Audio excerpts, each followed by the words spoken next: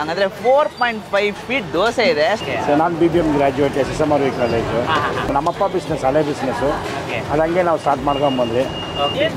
Family dosa ಅಂತ family ಒಂದು family ಬಂದು ಎಂಜಾಯ್ ಮಾಡ್ಕೊಂಡು ಟೇಸ್ಟ್ ಮಾಡ್ಕೊಂಡು ಹೋಗ್ಬೋದು ಸರ್. ಅದು 4.5 ಫೀಟ್ ಬರುತ್ತೆ. 4.5 ಫೀಟ್ ಬರುತ್ತೆ.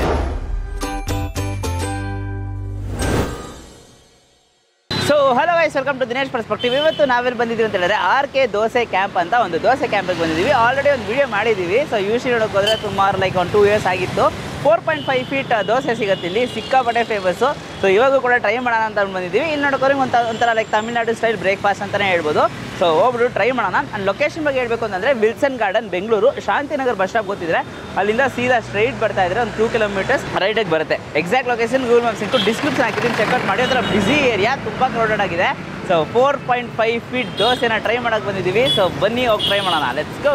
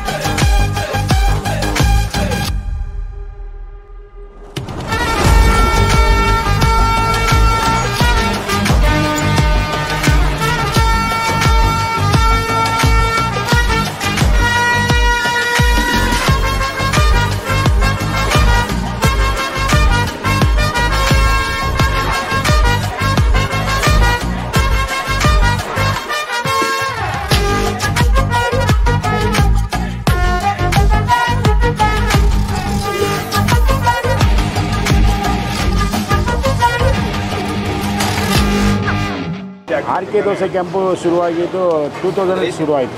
ನಮ್ಮಪ್ಪ ಬಿಸ್ನೆಸ್ ಹಳೆ ಬಿಸ್ನೆಸ್ಸು ಅದು ಹಂಗೆ ನಾವು ಸ್ಟಾರ್ಟ್ ಮಾಡ್ಕೊಂಡು ಬಂದ್ವಿ. ಸೊ ನಾನು BBM ಗ್ರಾಜ್ಯುಯೇಟ್ SSMR ಕಾಲೇಜು. ಹಂಗೆ ಬಿಸ್ನೆಸ್ ಸ್ಟಾರ್ಟ್ ಮಾಡೋದು, ನನ್ನ ಬಿಸ್ನೆಸ್ಸಲ್ಲಿ ಲವ್ ಮಾಡಿದೆ. ಸರ್ ನಮ್ಮ ಹತ್ರ ಇಡ್ಲಿ, ವಡೆ, ಪೊಂಗಲು, ಪೈನಾಪಲ್, ಕೇಸರಿ ಬಾತು, ದೋಸೆ ವೆರೈಟೀಸ್ ಎಲ್ಲ ಸಿಗುತ್ತೆ. ಫ್ಯಾಮಿಲಿ ದೋಸೆ ಎಲ್ಲ 4-5 ಜನ ಮಾಡ್ಬೋದು. 4.5 ಫೀಟ್ ಫ್ಯಾಮಿಲಿ ದೋಸೆ ಅಂತ ಫ್ಯಾಮಿಲಿ ಒಂದು ಫ್ಯಾಮಿಲಿ ಬಂದು ಎಂಜಾಯ್ ಮಾಡ್ಕೊಂಡು ಟೇಸ್ಟ್ ಮಾಡ್ಕೊಂಡು ಹೋಗ್ಬೋದು ಸರ್. ಚೆನ್ನಾಗಿದೆ, ತುಂಬ ಜನ ಬಂದು ರುಚಿ ಮಾಡ್ತಾರೆ. ಅದು 4.5 ಫೀಟ್ ಬರ್ತದೆ. ಪ್ರೈಸ್ ಅದು 300 ರುಪೀಸ್. ಅದು ಬೇರೆದೆಲ್ಲ ಎಲ್ಲ 20 ರೂಪಾಯಿ ಸರ್. ಇಡ್ಲಿ, ಪಲಾವ್, ಪೊಂಗಲ್ಲು, ಕೇಸರಿ ಬಾತು ಎಲ್ಲ 20 ರೂಪಾಯಿ. ತಮಿಳ್ನಾಡು ಪ್ಲೇಸ್ ನಮ್ಮ ಕರ್ನಾಟಕ ಸರ್, ಎಲ್ಲ ಚೆನ್ನಾಗಿರ್ತದೆ. ತಾತ ಹೆಸರು ಆರ್ ರಾಮಸ್ವಾಮಿ, ನಮ್ಮ ಅಪ್ಪ ಹೆಸರು ಕರುಪಯ್ಯ ಕೆ ಅಂತ ಹೇಳ್ಬಿಟ್ಟು RK ಅಂತ ಹೇಳ್ಬಿಟ್ಟು dosa camp. Timings morning 6 to evening 4 sir. Dosa available only in morning 6 to 12 ಮೇಲೆ ಸಿಗಲ್ಲ. ಮಧ್ಯಾಹ್ನ ಲಂಚ್ ಸಿಗುತ್ತೆ. 4 o'clock ಕ್ಲೋಸ್. ಅಡ್ರೆಸ್ ಬಗ್ಗೆ ತಿಳಿಸ್ಕೊಡ್ತೀನಿ. Number 320 Wilson Garden, BTS main road, 9th cross. Thank you so much. ಇದೇ ಥರ ಪ್ಲೇಸಸ್ ಚೆನ್ನಾಗಿ ನಡೀಲಿ ಅಂತ ನಮ್ಮ ಕಡೆ. Thank you sir. So guys, ಇವಾಗ ನಮ್ಮ ಹತ್ರ ಒಂದು ಹ್ಯೂಜ್ ವೆರೈಟಿ, ಹಂಗಂದರೆ 4.5 ಫೀಟ್ ದೋಸೆ ಇದೆ. ಸೊ ಇಷ್ಟೊಂದು ದೊಡ್ಡ ದೋಸೆ ನಾವು ಆಲ್ರೆಡಿ ಒಂದ್ಸಲಿ ಟೇಸ್ಟ್ ಮಾಡಿದ್ದೀವಿ. ಬಟ್ ಇನ್ನೊಂದ್ಸಲಿ ಹೇಗಿರುತ್ತೆ ಟೇಸ್ಟ್ ಅಂತ ಅಂದ್ಬಿಟ್ಟು ಚೆಕ್ ಮಾಡೋಕ್ಕೆ ಬಂದಿದ್ದೀವಿ. 4 ಫೀಟು, ಇದಕ್ಕೆ ಒಂದು 5 ತಟ್ಟೆ ಇಟ್ಟು ಅದ್ರ ಮೇಲೆ ಒಂದು ಪ್ಲೇಸ್ ಮಾಡಿದ್ದಾರೆ. ನೋಡೋಕೆ ಒಂಥರ ಸೂಪರ್ ಆಗಿದೆ. ಆ್ಯಂಡ್ ಮೋರ್ ಓವರ್ ಎಲ್ಲ ಪಬ್ಲಿಕ್ ರಿಯಾಕ್ಷನ್ ನಮ್ಮ ಮೇಲೆ ಇದೆ. ಅದು ಬಿಟ್ಟು ಇವ್ರ ಹತ್ರ ಇಡ್ಲಿ, ಪಲಾವ್, ಒಂದು ಪೊಂಗಲ್ ತೊಗೊಂಡಿದ್ದೀವಿ. ಜೊತೆಗೆ ಈ 4.5 ಫೀಟ್ ಮಸಾಲೆ ದೋಸೆಗೆ ನಿಮಗೆ 3 ವೆರೈಟಿ ಟಿಪ್ಪಿಂಗ್ಸ್ ಇರುತ್ತೆ. 2 ವೆರೈಟಿ ಚಟ್ನಿ, 1 ವೆರೈಟಿ ಸಾಂಬಾರು, ಮತ್ತು ಆಲೂಗಡ್ಡೆ ಪಲ್ಯ, ಚಟ್ನಿ ಎಲ್ಲ ಯೂಜ್ ವೆರೈಟಿ ಕೊಟ್ಬಿಡ್ತಾರೆ. ಸೊ ಫಸ್ಟ್ ಇಡ್ಲಿಯಿಂದ ಹೋಗೋಣ. Last feet masala dosa try ಮಾಡ್ತೀನಿ. ಸೊ ಇಡ್ಲಿ ಇದೆಯಲ್ಲ, ಇಡ್ಲಿನ ಬ್ರೇಕ್ ಮಾಡ್ಕೊಂಡು ತಗೊಂಡು ಲೈಟ್ ಚಟ್ನಿ ಜೊತೆ ಡಿಪ್ ಮಾಡ್ಕೊಂಡು ಟೇಸ್ಟ್ ಮಾಡೋಣ. ಸೂಪರ್ ಆಗಿದೆ. ಮಿನಿ ಇಡ್ಲಿ, ಆ್ಯಕ್ಚುಲಿ ಮಿನಿ ಇಡ್ಲಿಗೆ ಅಂತೂ ಸಕ್ಕತ್ತಾದ ಕಾಂಬಿನೇಷನ್ ಕೊಡ್ತಾ ಇದೆ. ಚಟ್ನಿ ಅಂತೂ ನೆಕ್ಸ್ಟ್ ಲೆವೆಲ್ಗೆ ಸ್ಪೈಸಿ ಆಗಿದೆ, ಸೂಪರ್. ಹಾಗೆ ಪಕ್ಕದಲ್ಲಿ ರೈಸ್ ಬಾತ್ ಇದೆಯಲ್ಲ, ರೈಸ್ ಬಾತನ್ನು ಟ್ರೈ ಮಾಡ್ಬಿಡ್ತೀನಿ. ಸೊ ರೈಸ್ ಬಾತು ನೋಡೋಕೆ ಹೋದರೆ ನಿಮಗೆ ಇದರ ಒಂದು ಹಾಫ್ ಪೋರ್ಷನ್ ತೊಗೊಂಡಿದ್ದೀವಿ. ರೈಸ್ ಬಾತ್ ಹೇಳ್ಕೊಂಡು ನನಗೆ ಅಷ್ಟೊಂದು ಇಷ್ಟ ಆಗಿಲ್ಲ, ಒಂದು ಆ್ಯಾವ್ರೇಜ್ ಇನ್ ಟೇಸ್ಟ್ ಅಂತಲೇ ಹೇಳ್ತೀನಿ.